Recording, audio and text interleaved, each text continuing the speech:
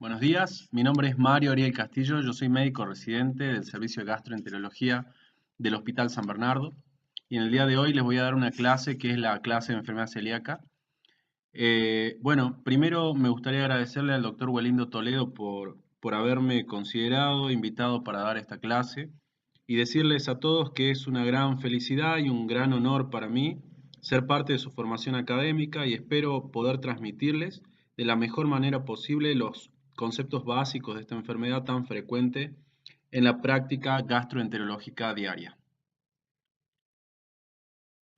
A modo de introducción, decir de que la enfermedad celíaca es una enteropatía crónica autoinmune, es así que la podemos definir, ya que se considera una enteropatía porque el intestino, y sobre todo el intestino delgado, es el órgano afectado y el que tiene que estar presente. Se la considera que es autoinmune porque se generan autoanticuerpos que van a producir estas lesiones. Hoy en día, el concepto de que es una enfermedad multisistémica está muy bien establecido y lo tenemos que tener en cuenta siempre, ya que es una enfermedad en la cual no solo se va a afectar el intestino delgado, sino que también pueden estar afectados otros órganos. Esta es una enfermedad que es producida por la intolerancia permanente al gluten, es decir, que requiere un factor externo que es el gluten, que si no está presente, la enfermedad celíaca no se produce. Además, hay que considerar de que esta enfermedad se va a presentar en el contexto de individuos que van a tener una predisposición genética. Bueno, en este gráfico se ve muy bien representada la fisiopatología de la enfermedad celíaca. Como vemos, todo esto se inicia con la ingesta de alimentos que contengan gluten. El gluten es digerido en el lumen y en el ribete en cepillo intestinal a péptidos, principalmente la gliadina. La gliadina induce cambios a través de la inmunidad innata en el epitelio y de la inmunidad adaptativa en la lámina propia.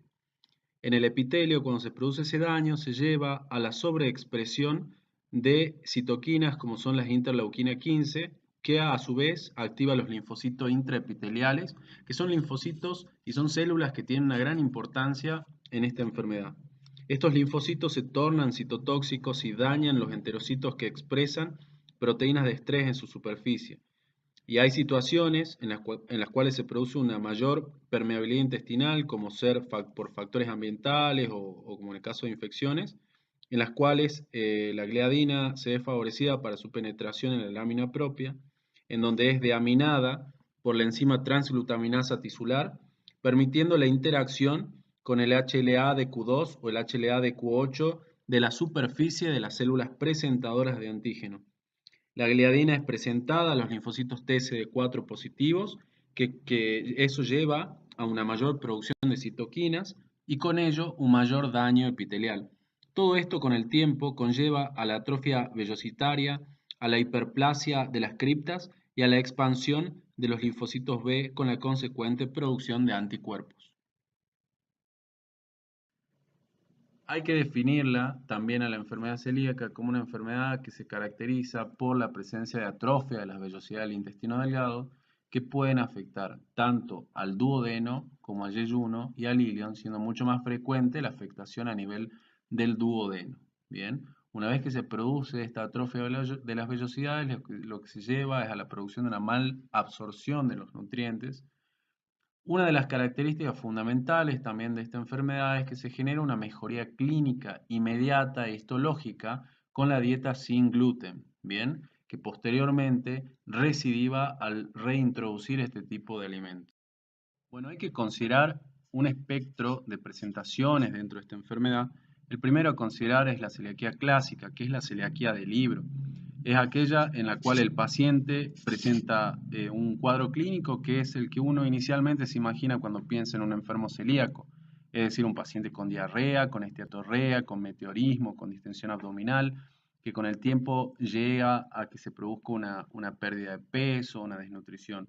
Bueno, hoy en día se considera infrecuente esta forma de presentación y es muy raro que llegue un paciente con enfermedad celíaca a nuestro consultorio o a nuestra internación con este cuadro clínico por enfermedad celíaca.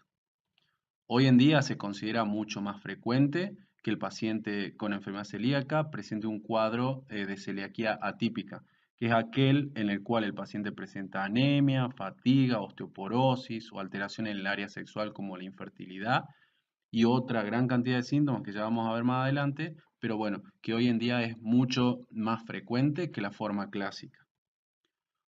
Otro cuadro es el de la celiaquía asintomática o silente, que es aquella en la cual el paciente no tiene signos ni tiene síntomas, pero sí tiene una serología positiva, es decir, tiene autoanticuerpos y tiene una enteropatía, es decir, una alteración histológica del intestino delgado que la vamos a ver por medio de las biopsias tomadas por medio de la endoscopía.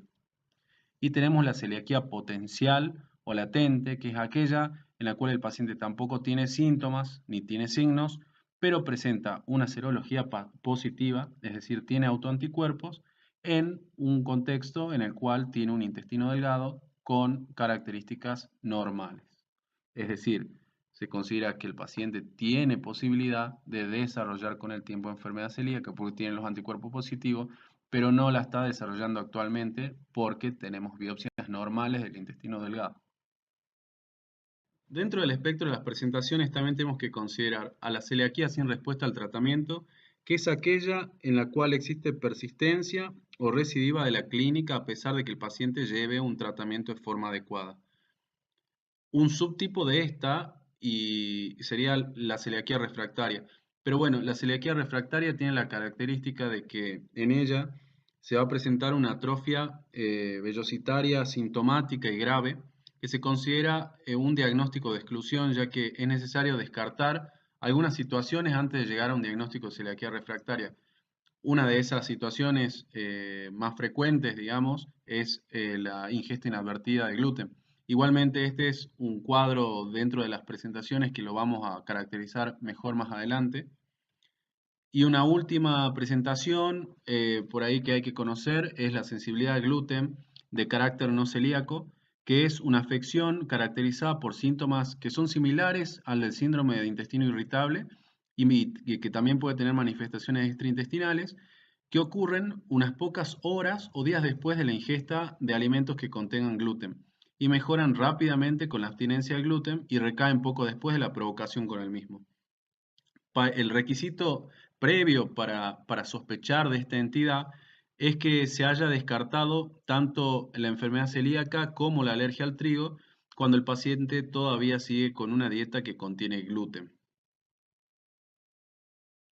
Con respecto a la epidemiología, hay que decir de que esta enfermedad tiene una prevalencia que ha aumentado significativamente en los últimos 50 años y ha habido un aumento sustancial en el número de casos nuevos, en parte debido a mejores herramientas diagnósticas, pero también porque se realiza un examen exhaustivo de las personas consideradas de alto riesgo de padecer el trastorno cada vez con más frecuencia. Se considera que actualmente existen aún muchos más casos por diagnosticar y se representa como un iceberg estadístico. Y bueno, la mayoría de los pacientes actualmente con enfermedad celíaca pasan desapercibidos en todo el mundo. Esta es una enfermedad que tiene una amplia distribución geográfica que afecta a diversas etnias y razas. Se considera que existe una prevalencia global alrededor del 1%, siendo en Argentina esa prevalencia del 0,7%. Esta es una enfermedad que afecta más a la mujer en una proporción de 2 a 1 en comparación con los hombres y que también tiene un gran factor desde el punto de vista genético que hace que los familiares de primer grado, tanto padres, hermanos, hijos, tengan un mayor riesgo de padecer la enfermedad con una proporción de 1 a 22, en tanto que para los familiares de segundo grado es menor el riesgo, pero es bastante significativo, siendo una proporción en este caso de 1 de cada 39 familiares va a estar afecto en el caso de familiares de pacientes con enfermedad celíaca.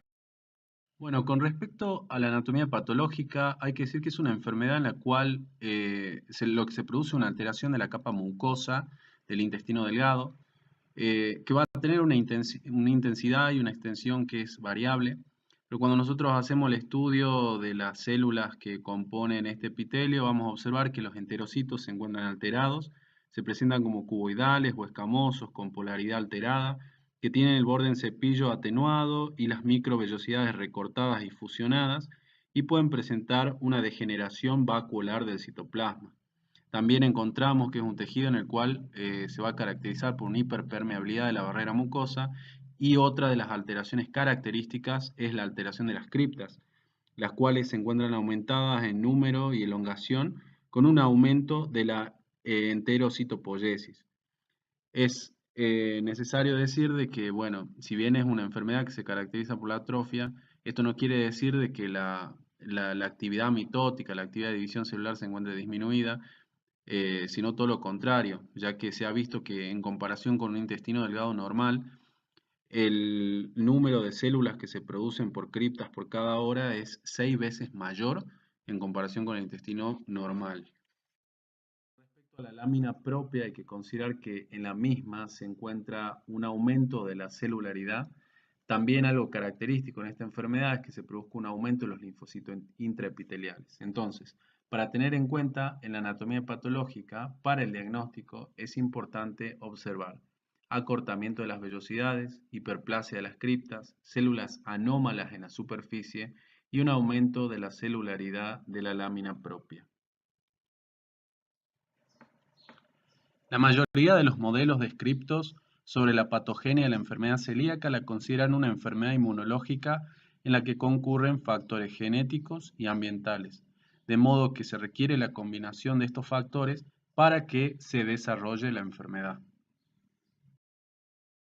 Con respecto a los factores ambientales, decir de que lo que vamos a tener como factor fundamental para que se genere, como dijimos anteriormente, la enfermedad es las proteínas del trigo, que son las prolaminas, las gluteninas, las globulinas y la albúmina. Pero sobre todo hacemos hincapié en lo que son las prolaminas, que son las que van a generar el inicio de toda la cascada inflamatoria para la producción de esta enfermedad.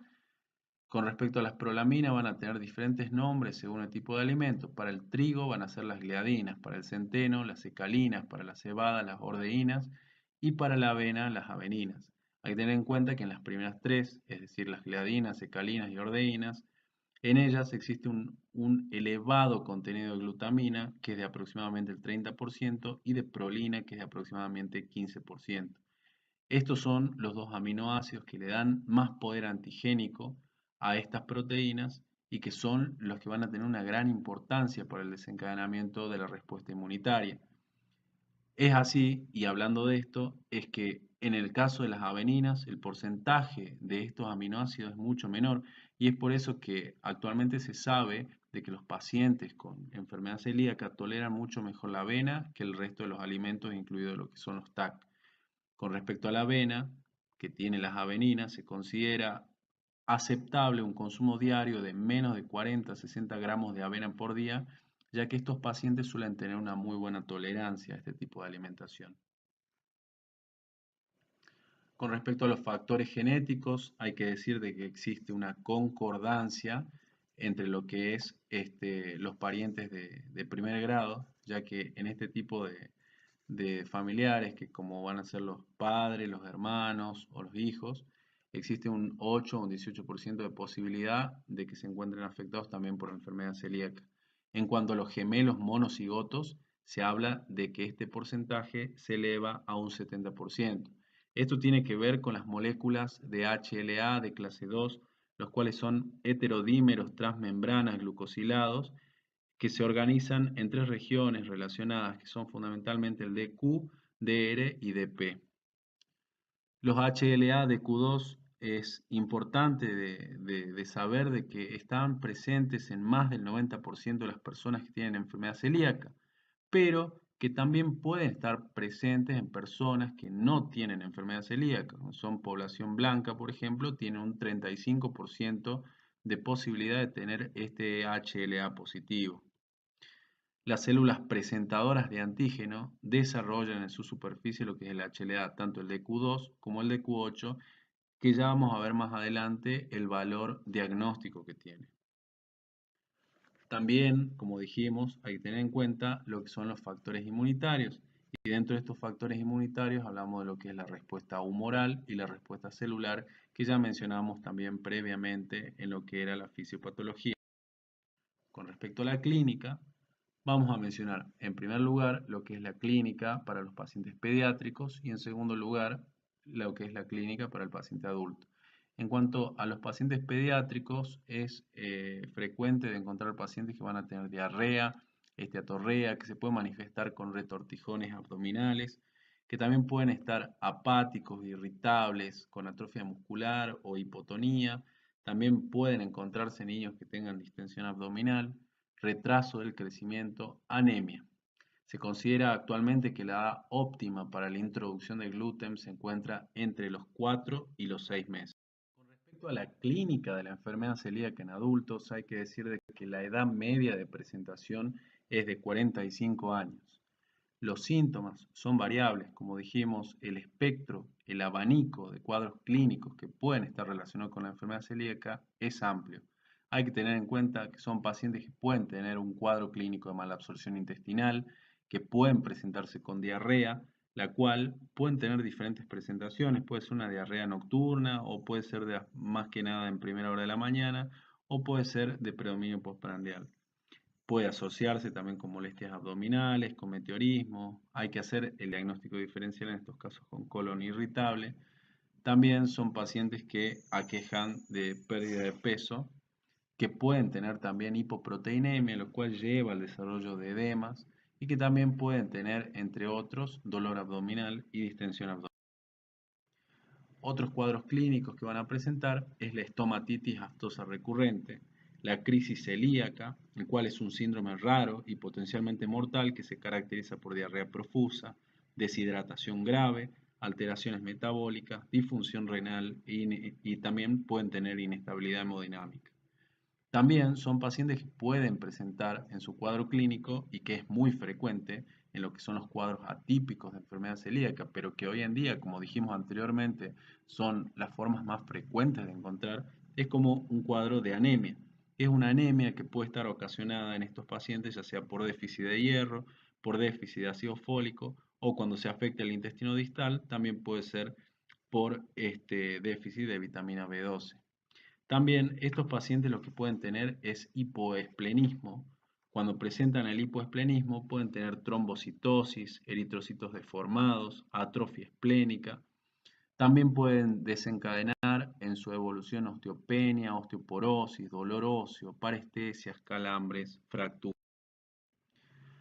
Hay que tener en cuenta también que los pacientes pueden tener ataxia progresiva de la marcha, si bien son cuadros clínicos menos frecuentes, hay que tenerlo en cuenta la posibilidad de debilidad muscular, calcificaciones cerebrales y epilepsia. También trastornos en lo que es el área sexual, como es la menorrea, retraso de la menarquía, esterilidad, abortos espontáneos, repetición, restricción de crecimiento intrauterino y recuento bajo en el número de espermatozoides.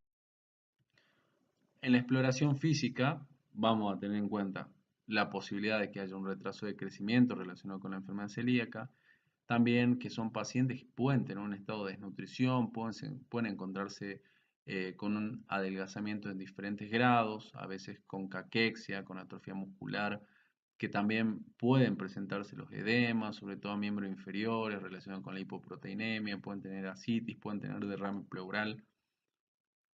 También pueden desencadenar lo que es la dermatitis herpetiforme, que lo que se va a observar en este caso es que, bueno, es una enfermedad que se presenta como una enfermedad ampollosa, autoinmunitaria, que aparece como una expresión cutánea de la intolerancia al gluten, que se caracteriza por la erupción pápulo-vesicular pruriginosa de predominio en las superficies de extensión y en algas, que algo que es patognomónico en este caso es que se presenten depósitos granulares de IgA en la unión dermoepidérmica. También lo que podemos tener en estos pacientes es la presencia de hiperkeratosis folicular. Además, puede manifestar palidez, estomatitis aftosa, queilitis angular, glositis, abdomen prominente y timpánico.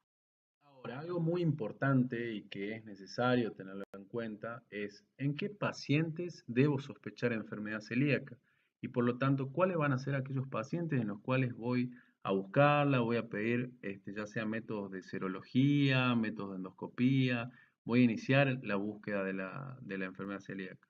Bueno, Por un lado tenemos aquellos pacientes que son los grupos de riesgo, que acá incluimos a los familiares de primer grado, que pueden ser, como dijimos anteriormente, padre, hermanos o hijos. Sobre todo, los que tienen un mayor riesgo en este caso son los hermanos. En general, en la familia de primer grado, para recordar, se habla de la posibilidad de un 7 a un 10% aproximadamente de desarrollar la enfermedad celíaca en familiares de primer grado de algún enfermo celíaco.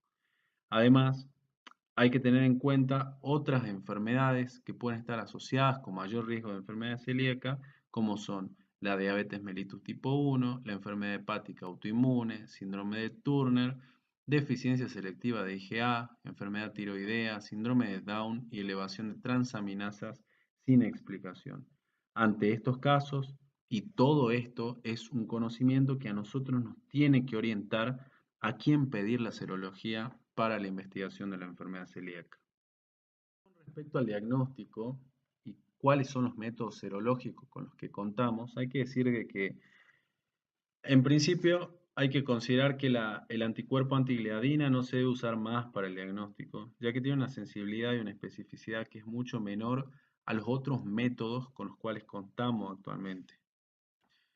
Entonces, ¿cuáles son los métodos serológicos? ¿Cuáles son los anticuerpos que podemos buscar? Por un lado tenemos la IgA antitransglutaminasa tisular, también podemos buscar la IgA total, también el antipéptido de aminogliadina, la cual tenemos la forma IgA o IgG, también podemos buscar la IgA antiendomicio y una combinación de diferentes anticuerpos que vamos a tener en cuenta. Bien. Lo que tenemos que conocer es la sensibilidad de los diferentes métodos. Por un lado, lo primero que tenemos que conocer es el concepto de que tanto los anticuerpos antiendomicio como los anticuerpos antitransglutaminasa tisulares van contra el autoantígeno. Es decir, que no es necesario pedir los dos. Y esto es algo muy importante para saber de que si vamos a buscar algo, tenemos que hacerlo racionalmente. No vamos a pedir estos dos anticuerpos porque, como dijimos, están midiendo lo mismo, solo que lo están haciendo por diferentes técnicas.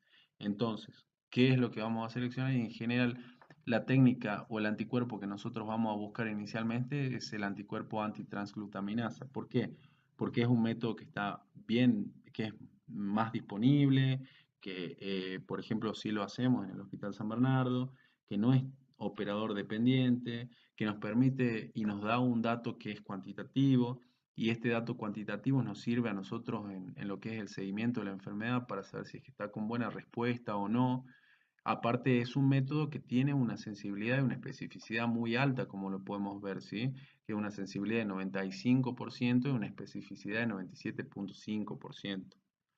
Ahora, lo que es el anticuerpo antiendomicio, en general, es una técnica que no se realiza habitualmente. ¿Por qué? Porque es una técnica que es muy operador dependiente, ya que se usa una técnica de inmunofluorescencia indirecta que es muy subjetiva, ya que el operador debe observar un brillo a través del microscopio y a través de eso se lo informa. Es un método a la vez, por los reactivos que utiliza, es muy caro y por lo tanto habitualmente no se lo utiliza. Lo que sí es para destacar en esta técnica, que si bien tiene una sensibilidad que es más baja del 80%, sí tiene una especificidad que se aproxima al 100% y por lo tanto es importante en aquellos casos en los que se tenga alguna duda diagnóstica con los otros anticuerpos. A la vez, con lo que se cuenta también es con los anticuerpos contra el péptido de aminogliadina, el cual tenemos una forma IgA y la IgG. Estos tienen una sensibilidad que son del 98% y una especificidad que es del 93% al 100% dependiendo del tipo de anticuerpo. Lo que sí, estos son anticuerpos que no están disponibles en todos lados y por lo tanto no siempre se lo utilizan. Una de las posibilidades es hacer la combinación de la IgG contra el péptido de aminogliadina más la IgA contra el péptido transglutaminasa tisular. Bien, entonces en este caso cuando hacemos la combinación logramos una sensibilidad del 100% y una especificidad del 97,5%, lo cual es importante tener en cuenta. Entonces es importante poder definir y conocer cuáles son los anticuerpos que vamos a solicitar inicialmente. Lo que nosotros hacemos en la práctica diaria y lo que está recomendado que se haga es el pedido inicialmente de una IgA total con una IgA antitransglutaminasa tisular. ¿Por qué pedimos la IgA total? Porque existen, sobre todo en pacientes celíacos, un mayor riesgo de tener déficit de IgA total. Entonces, en aquellos pacientes donde el valor de la IgA total sea menor de lo normal, menor del límite normal, y que además se acompañen de una IgA antitransglutaminasa normal o negativa, entonces tenemos que pensar en la posibilidad de que la antitransglutaminasa nos esté dando negativa porque el paciente tiene un déficit de IgA. Entonces, en esos casos, lo que vamos a tener que solicitar es una IgG, que puede ser una IgG antitransglutaminasa tisular o una IgG contra el péptido de aminado de gliadina. Eventualmente, y teniendo en cuenta siempre los factores relacionados con esta técnica, es la posibilidad de solicitar un anticuerpo antiendomicio IgA para la confirmación diagnóstica. Lo que es importante a tener en cuenta al diagnóstico es el alto valor predictivo positivo que alcanza el 100% para la combinación de la técnica de IgA antitransglutaminasa tisular y de la IgG contra el péptido de aminado de gliadina. Con respecto a las pruebas de HLA, DQ2 y DQ8, estas tienen un valor predictivo positivo también muy alto, que es del 99%. Hay que tener en cuenta, como dijimos ya y mencionamos anteriormente, de que el 35% de los habitantes de la población de ascendencia europea va a dar positivo para esta prueba. Esta tiene una gran validez diagnóstica y nos ayuda a descartar celiaquía. ¿Qué significa esto? En aquellos pacientes en los cuales existe una duda diagnóstica y nosotros queramos saber si el paciente tiene o no tiene enfermedad celíaca, la prueba genética, que es el HLA-DQ2-DQ8, tiene un gran valor en cuanto a su resultado negativo, ya que un resultado negativo me permite descartar a mí que el paciente tenga una enfermedad celíaca. No así con su resultado positivo, que esté positivo no confirma la enfermedad celíaca, porque como dijimos, hay un alto porcentaje de individuos que no tienen enfermedad celíaca y que sí va a dar positivo por esta prueba. También es muy útil, y cuando hablamos de duda diagnóstica, también esa duda diagnóstica se da sobre todo en aquellos pacientes que se autodiagnostican de enfermedad celíaca, inician una dieta libre de gluten y nos llegan al consultorio con la duda diagnóstica y nosotros nos vemos enfrente de un paciente en el cual viene con una dieta libre de gluten, que puede hacer que cuando nosotros le hacemos el laboratorio nos venga con una serología negativa y cuando hacemos la endoscopía tengamos hallazgos normales, le hacemos biopsia y los hallazgos también anatomía patológica sean normales, y nos queda la duda si es que estos resultados normales sean porque el paciente ya está con la dieta libre de gluten. Entonces ahí va a ser importante la solicitud de las pruebas genéticas. Hay que tener en cuenta también que va a ser útil cuando tengamos serología negativa con atrofia vellositaria persistente, también para descartar la enfermedad celíaca.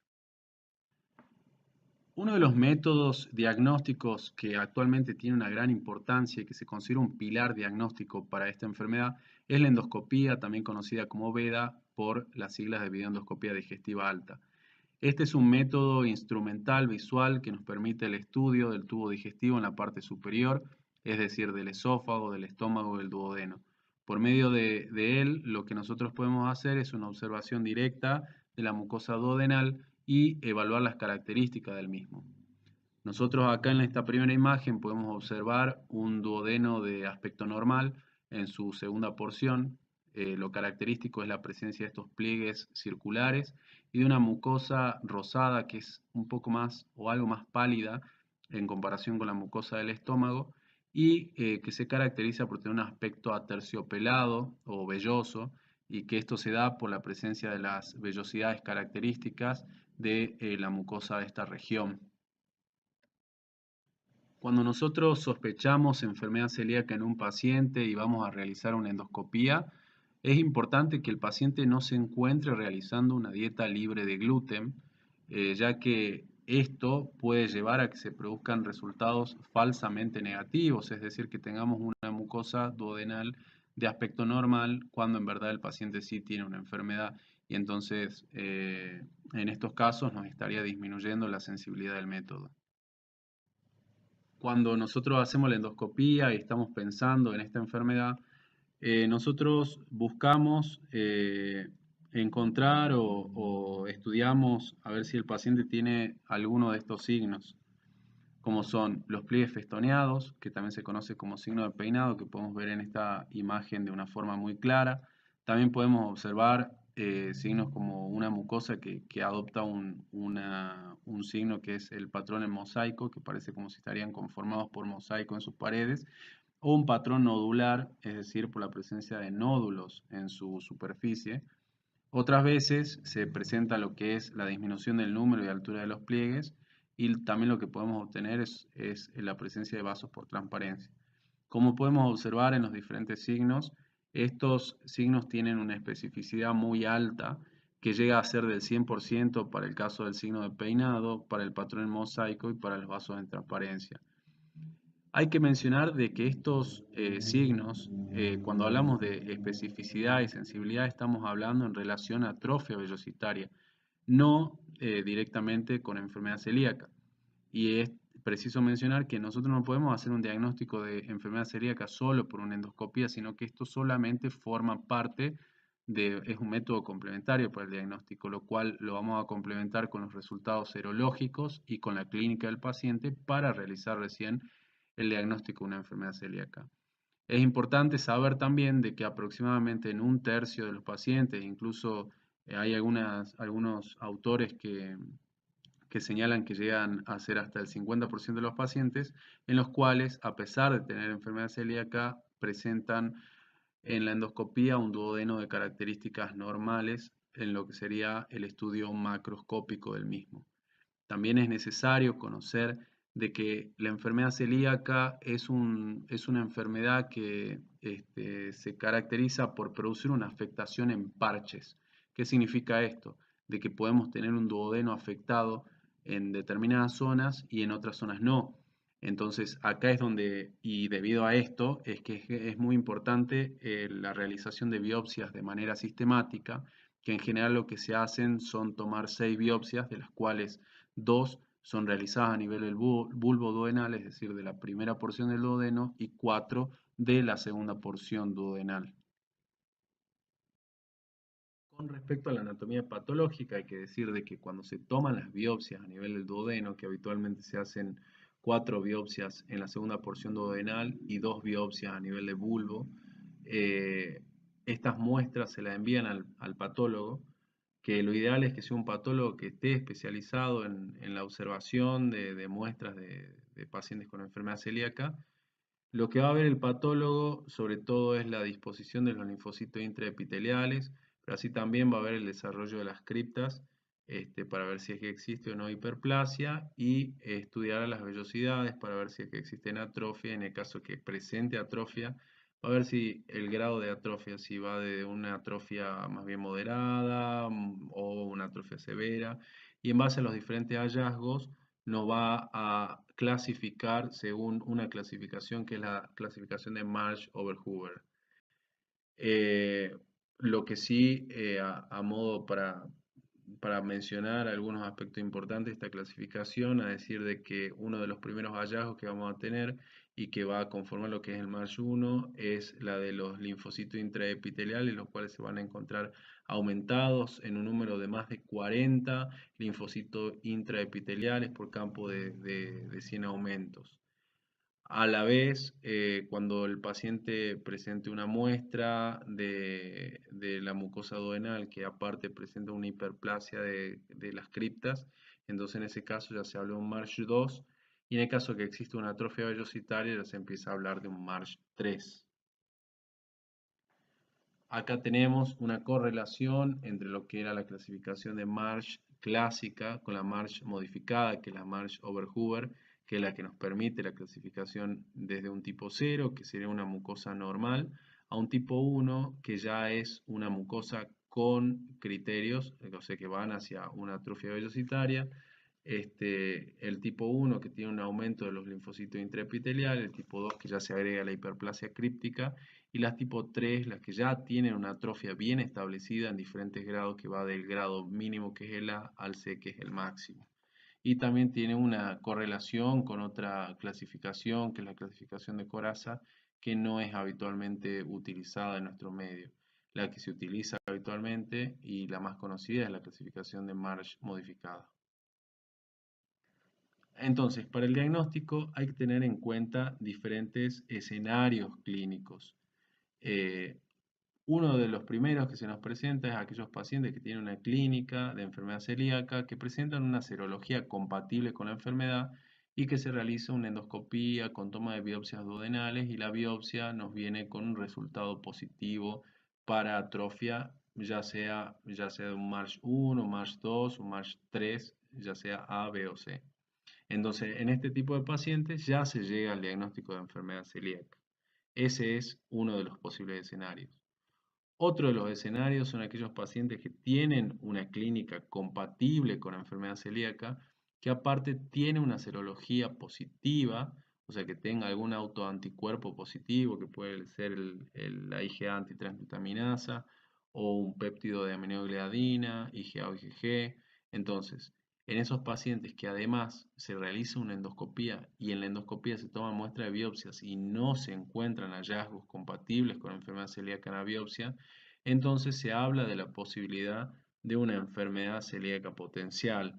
Pero en estos casos, en este escenario, lo que tenemos que hacer es repetir la serología para ver de que no sea una serología falsamente positiva, como se puede dar en aquellos casos como por ejemplo insuficiencia cardíaca o pacientes con enfermedad hepática crónica o pacientes que tengan artritis reumatoidea o enfermedad inflamatoria intestinal o por ahí aquellos pacientes que tienen una hipergamma globulinemia o que tengan un HIV o que tengan Helicobacter pylori en su estómago y que por eso nos pueda dar una serología falsamente positiva.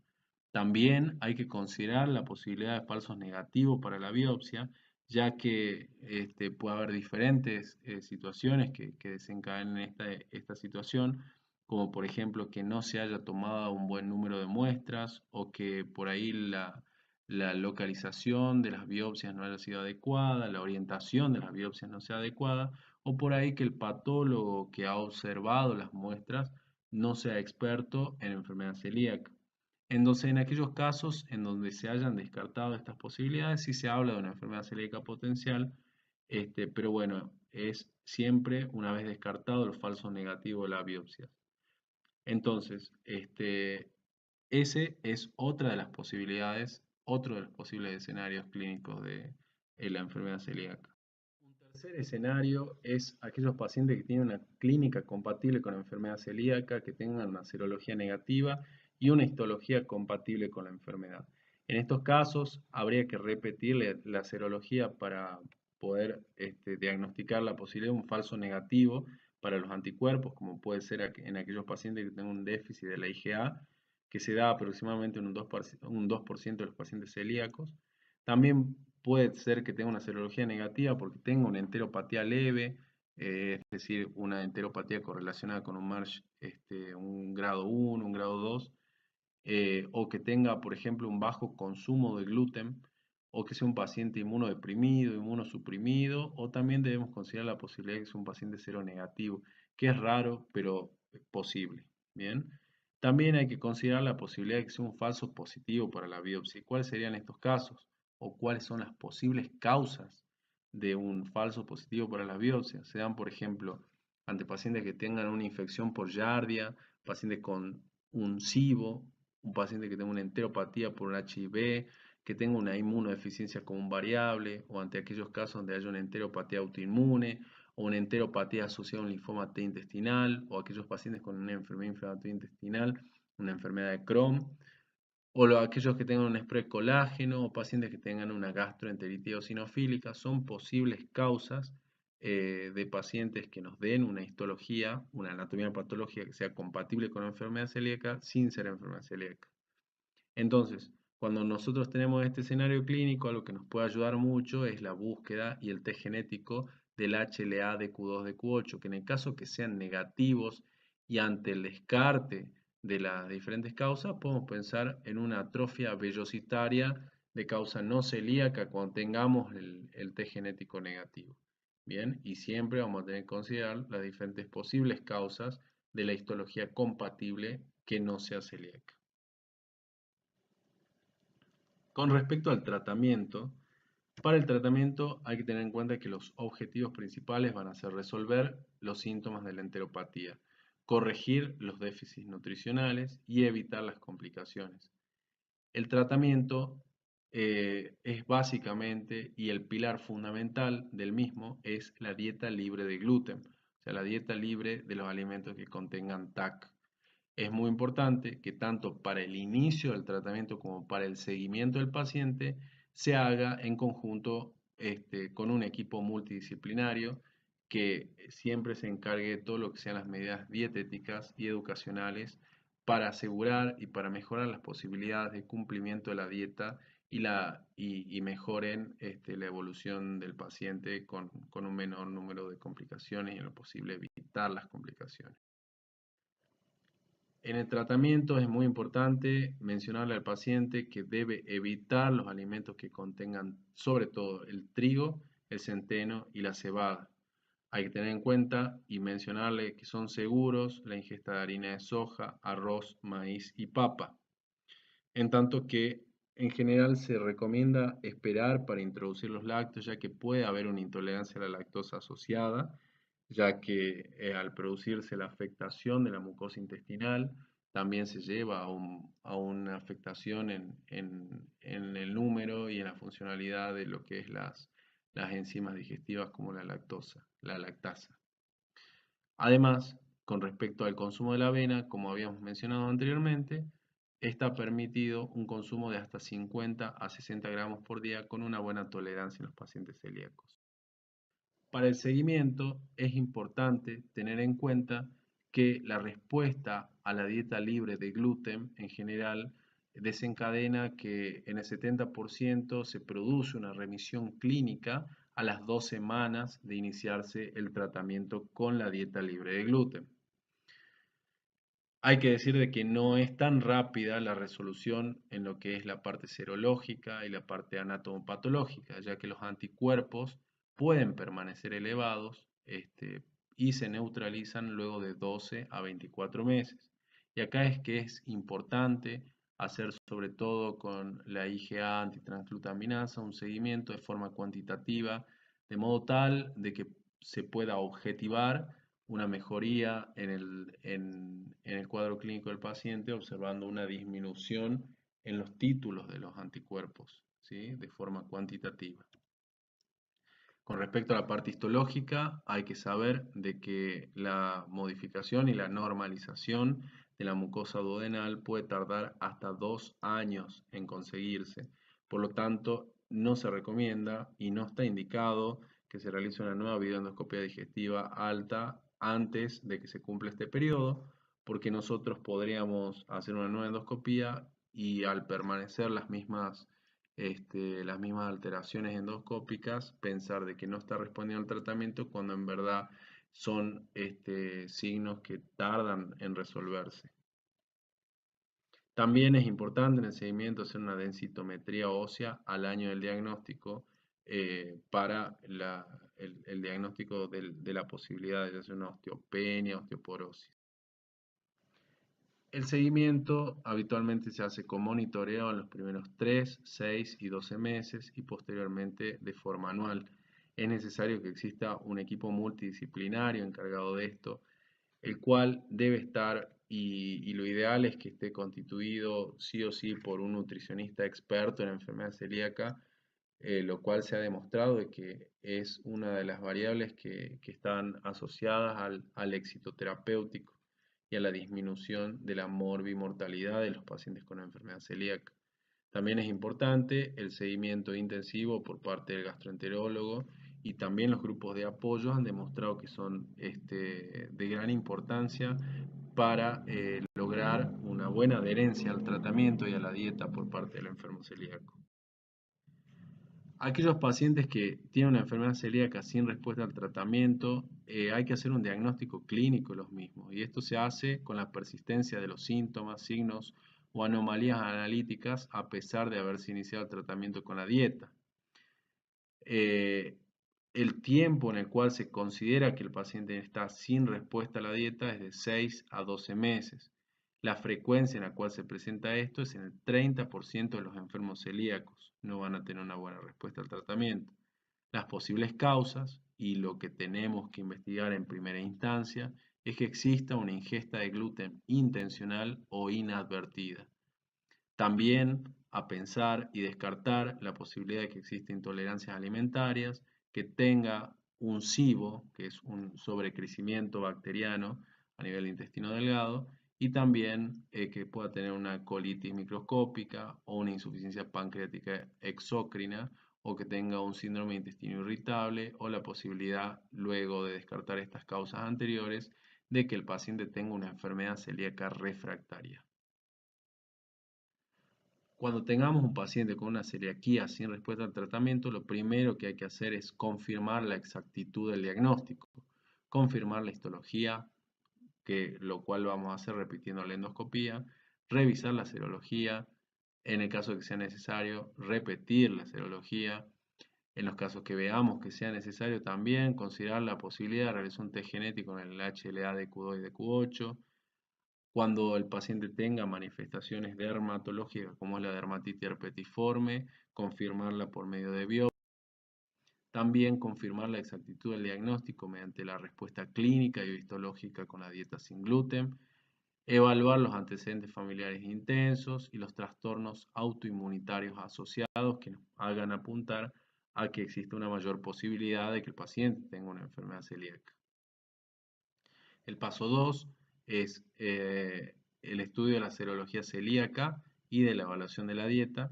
Paso 3, una nueva toma de biopsias del intestino delgado, comparación con biopsias previas. Como decíamos siempre, lo ideal es hacer que la comparación y que el estudio de las biopsias sean realizadas por un anatomopatólogo de experiencia en esta enfermedad. Y el paso 4 va a ser considerar otras causas de atrofia velocitarias. La celiaquía refractaria puede definirse como síntomas y signos persistentes o recurrentes de mala absorción con atrofia vellositaria grave de las vellosidades del intestino delgado que no responden a una dieta sin gluten estricta durante más de 12 meses y en ausencia de otros trastornos, incluido el linfoma manifiesto. Su frecuencia es del 1 al 2% de los enfermos celíacos, en tanto que la edad más frecuente de presentación es en pacientes mayores de 50 años. Pacientes que tengan esta sospecha clínica de una celiaquía refractaria se deben hacer biopsias del intestino delgado con técnica de estudio de inmunohistoquímica para evaluar el fenotipo de los linfocitos intraepiteliales. ¿Por qué es esto? Porque actualmente se reconocen dos tipos de enfermedad celíaca refractaria dependiendo de la presencia o ausencia de estos linfocitos intraepiteliales aberrantes, los cuales son células que carecen de CD3 de superficie, generalmente CD8, pero que expresan CD3 intracelular. Entonces, cuando el porcentaje de células T aberrantes es inferior al 20%, se considera una enfermedad celíaca refractaria de tipo 1, mientras que si el porcentaje es superior al 20%, entonces estamos hablando de una enfermedad celíaca refractaria de tipo 2. Este último tipo de enfermedad celíaca refractaria puede considerarse como un prelinfoma o linfoma de bajo grado debido al alto riesgo de transformación maligna. Bueno, cuando tenemos un paciente con un cuadro clínico de celiaquía refractaria, es necesario estar atentos y por la posibilidad de que se produzcan complicaciones. Entonces, cuando nosotros sospechamos de esta posibilidad, tenemos diferentes métodos complementarios de diagnóstico que nos pueden ayudar, como son la videocápsula, la enterotomografía, la enteroresonancia y la enteroscopía. Como posibles complicaciones, siempre hay que tener en cuenta la yeyunoileitis ulcerativa, el esprocolágeno o la posibilidad también del desarrollo de un linfoma, sobre todo el linfoma de células T asociado a enteropatía. Con respecto a la videocápsula, hay que decir que este es un método endoscópico inalámbrico no invasivo que permite la visualización de casi la totalidad de la mucosa del intestino delgado. La cápsula endoscópica es un dispositivo que tiene el tamaño de un comprimido, como por ejemplo un comprimido de antibiótico, que se ingiere por vía oral y progresa por el tubo digestivo por los movimientos peristálticos. Utiliza sensores remotos asegurados al abdomen del paciente con un transmisor que envía imágenes digitales de la mucosa del tubo digestivo hacia un receptor. Entonces, a medida que esta cápsula va avanzando por los diferentes sectores del tubo digestivo, va tomando miles de fotografías, miles de imágenes que luego son valoradas por el médico y por medio de esta valoración se puede determinar si existen lesiones o no y en qué sector se encuentra. Las desventajas o las desventajas que encontramos con este método es que la cápsula endoscópica carece de la posibilidad de toma de biopsias y tampoco se puede realizar por medio de ella terapéutica, o es decir, terapéutica endoscópica. Como otros métodos complementarios tenemos el uso de la enterotomografía y la enteroresonancia, que son métodos que permiten una valoración con una alta sensibilidad y especificidad del intestino delgado y nos permiten hacer también diagnóstico de complicaciones, sobre todo pensando en la posibilidad de una enfermedad celíaca refractaria tipo 2 y un linfoma de células T asociada a enteropatía. Hay algunos signos que nos pueden hablar de estos diagnósticos y que hay que tener en cuenta, como son la presencia de linfadenopatía mesentérica, el engrosamiento de la pared intestinal y la atrofia del vaso con un volumen del vaso menor de 100 centímetros cúbicos. A su vez, otro método diagnóstico con el que contamos es la enteroscopía. La enteroscopía es un método endoscópico, el cual se ve favorecido por el uso de uno o dos balones que permiten la progresión del endoscopio por el intestino delgado, que mediante este método lo que se puede hacer es detectar eficazmente lesiones sospechosas en el yeyuno, especialmente cuando las sugieren las modalidades de imágenes. La enteroscopía cuenta con la ventaja que no tienen los otros métodos de que a través de ella se pueden tomar muestras para biopsia de los diferentes tejidos que nosotros veamos como sospechosos. Con respecto al tratamiento de la enfermedad celíaca refractaria, hay que decir que hasta la fecha no existe un tratamiento curativo y el tratamiento se basa en una combinación de soporte nutricional y tratamiento con inmunosupresores o ablativos. Dentro de este tratamiento se ha descrito el uso de, por ejemplo, la budesonida con recubrimiento entérico y también la utilización de otros fármacos como ser la prednisona y la azatioprina.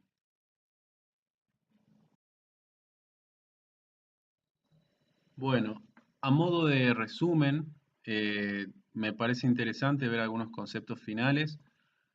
Uno de ellos es que el diagnóstico de la enfermedad celíaca se hace de acuerdo a síntomas, signos, factores de riesgo, sospecha clínica, serología, endoscopía, anatomía patológica. O sea, son diferentes y son diversos los componentes que van a estar presentes en un paciente en su estudio ante la posibilidad de que tenga enfermedad celíaca. ¿Sí? Siempre pensar en esta enfermedad cuando tengamos pacientes, sobre todo pacientes que tengan factores de riesgo, como ya dijimos, uno de los más importantes es que tenga familiares afectos, aunque no siempre está presente esta condición, pero sí que en familiares de primer y segundo grado el riesgo de que el paciente tenga una enfermedad celíaca y es mayor que en la población general. Entonces, pensarlo también ante presencia de síntomas o signos que no se puedan explicar o que estemos enfrente de un paciente, por ejemplo, con anemia, con diarrea, con pérdida de peso, no siempre tener en cuenta que un paciente con enfermedad celíaca se va a presentar con el cuadro de celiaquía típica que habíamos visto, la celiaquía clásica, sino que hoy en día lo más frecuente es que encontremos pacientes con síntomas por ahí referidos a otras áreas, ¿sí? Como dijimos, ya sea alteraciones en la sangre como la anemia o presencia de otras alteraciones como a nivel óseo, como una osteoporosis, osteopenia, o que tenga alteraciones en el área sexual, como habíamos mencionado el tema de la infertilidad. Es decir, puede haber una gran variedad de signos, síntomas, como así también, por ejemplo, la dermatitis herpetiforme, son presentaciones que nos tienen que hacer pensar en enfermedad celíaca. Sobre todo, como dijimos, pacientes que tengan factores de riesgo, es decir, factores de riesgo, como decíamos, de tipo genético o que tengan, a su vez, sean pacientes que tengan algunas enfermedades que se han visto asociadas también y que se fueron mencionadas anteriormente, como por ejemplo la diabetes mellitus de tipo 1. Entonces, siempre, y lo que es muy importante, es tener la sospecha clínica. ¿En qué pacientes vamos a pedir algunos estudios complementarios para la investigación de esta enfermedad? ¿Qué estudios complementarios pedimos? Serología, ya vimos que hay muchos anticuerpos. Entonces, siempre es repasar cuáles son los anticuerpos que tenemos, cuáles son las combinaciones de anticuerpos que podemos llegar a pedir. Entonces, en aquellos pacientes que tengamos la sospecha de una enfermedad celíaca, realizar una endoscopía también, porque es un método complementario a la serología y a la clínica que no va a permitir llegar al diagnóstico. Tener en cuenta que no siempre encontramos hallazgos ante la visualización de la mucosa del intestino delgado, ya que hay un buen porcentaje de pacientes con enfermedad celíaca que van a tener una endoscopía normal. Entonces, ante la sospecha de enfermedad celíaca en pacientes que vayamos a hacer una endoscopía, siempre pedir la toma de biopsias, ¿sí? Siguiendo el protocolo endoscópico para la toma de biopsias para la enfermedad celíaca, que como dijimos, son biopsias a nivel de intestino delgado, tanto en bulbo como en segunda porción del duodeno, en un número de 6 biopsias que van de 2 a nivel del bulbo duodenal y 4 a nivel de la segunda porción del duodeno. Entonces, una vez tomadas las muestras de biopsias, nos va a permitir realizar un estudio anatomopatológico que, como dijimos, es una gran ventaja que el análisis de estas muestras sean realizadas por un patólogo de experiencia en este campo. Hay que considerar los diferentes escenarios clínicos para saber interpretar los resultados que tengamos tanto en la serología como en la endoscopía, en la anatomía patológica y en base a la clínica que tengan los pacientes, como habíamos mencionado durante la clase. El único tratamiento y el tratamiento de excelencia para la enfermedad celíaca es la dieta libre de gluten. El seguimiento de los pacientes se hace por lo menos cada 3 a 6 meses. La respuesta clínica en general, en el 70% de los pacientes con enfermedad celíaca, la vamos a tener a las 2 semanas.